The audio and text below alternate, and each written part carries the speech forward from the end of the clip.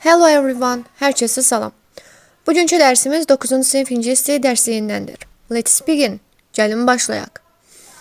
You are going to read a newspaper article. Yeni qəzet haqqında olan bu məqaləni oxuyun. Before that, ondan əvvəl read the word and phrases from the article and guess what it is about.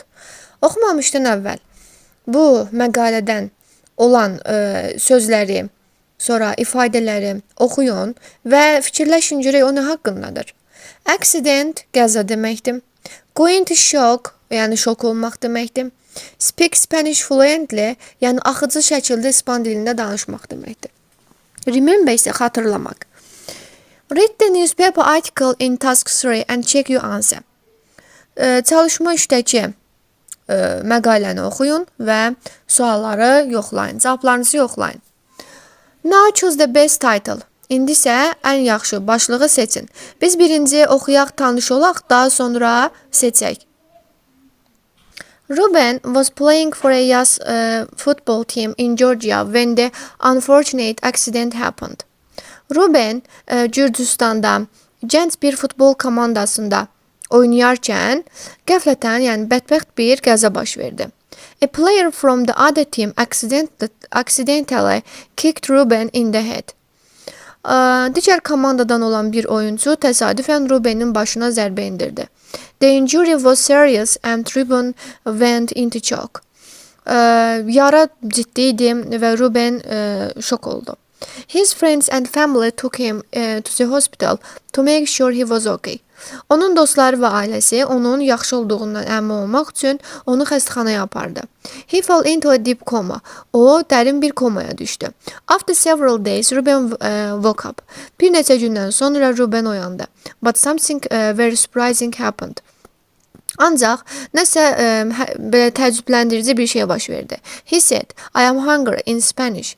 O, İspan dilində dedi, mən acam.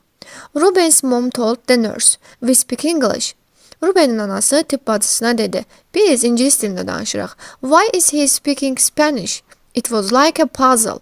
Nə üçün o İspan dilində danışır? O, puzzle kimidir. Ruben could only speak a little Spanish before, but now it was his main language. Ruben yalnız İspan dilində azca bilirdi əvvəlləri. Ancaq indi onun əsas dilidir. Ruben thinks he probably picked up the language from his brother who studied abroad in Spain and some of his teammates who are fluent Spanish speakers. Ruben düşünür ki, o yəqin ki, deməli, İspan dilində axıcı şəkildə danışan bir neçə komanda yoldaşından və İspaniyada, yəni xaricdə təhsil alan qardaşından həmin dili mənimsəyibdir. Ruben described speaking Spanish as strange but enjoyable. Ruben, yəni qəribə kimi, yəni qərib kimi İspan dilində danışığı təsvir edirdi. Ancaq zövqlə. After a few days, Ruben's English come back, but he can still speak some Spanish. Bir neçə gündən sonra Ruben'in İngiliscə olan danışığı geri qayıtdı. Ancaq o hələ də azca da olsa, yəni İspan dilində danışırdı. Soon, Ruben's story became one of the most popular story on the internet. Tezliklə Ruben'in hekayəsi internetdə ən məşhur hekayələrdən biri oldu.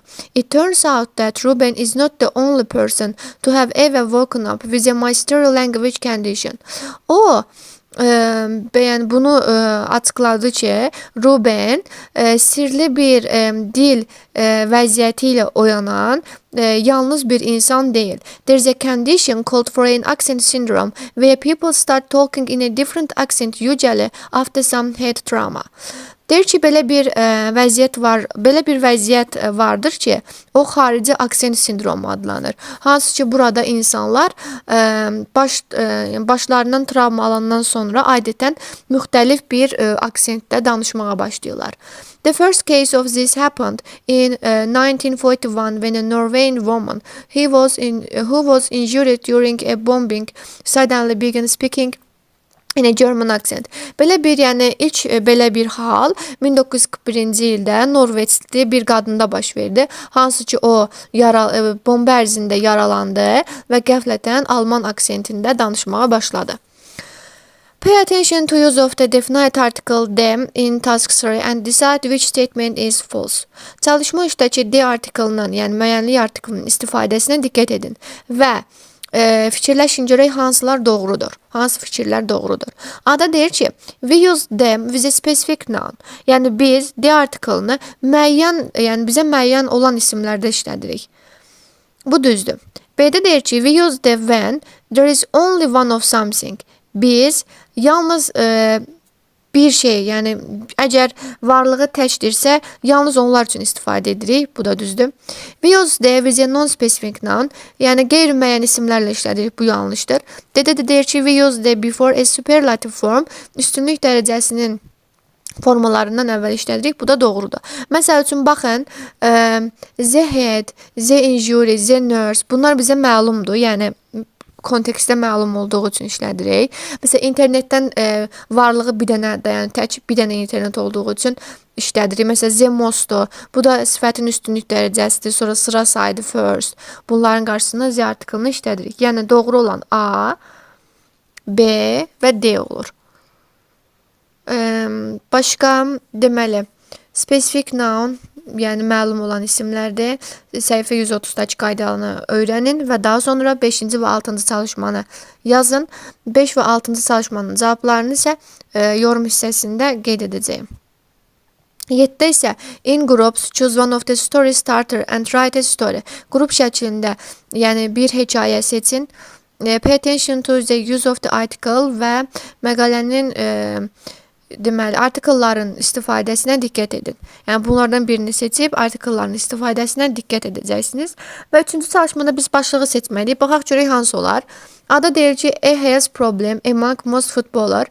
Yəni, çoxlu futbolçular arasında olan sağlamlıq problemi. Bu olmaz. Belə deyir ki, a life with no memories from the past. Keçmişlə bağlı xatirələri olmayan bir həyat, bu da olmaz. C.D. Football player Spanish surprise, bir futbol oyuncusunun span təcrübəsi, yəni sürprizi.